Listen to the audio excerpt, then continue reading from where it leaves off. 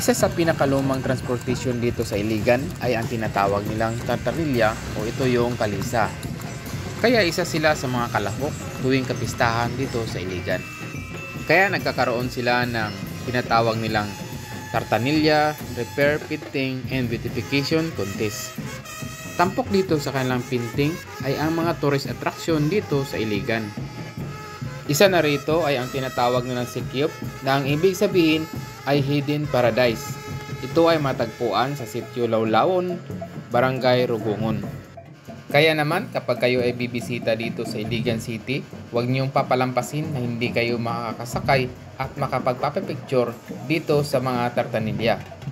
Dahil sa buong kapuluan ng Pilipinas, ilan na lamang ang gumagamit nito, isa na rito ay ang Iligan City. Ang vegan, naghihimo na siyang tourist attraction sa ilang syudad.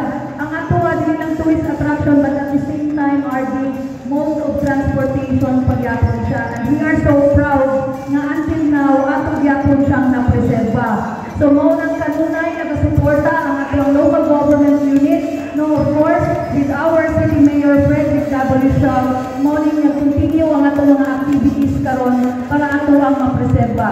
But aside from that, naatay mga hindot kay mga local artists, no, nga mao sila ato ang i-showcase karon para makakita ang ilang creativity.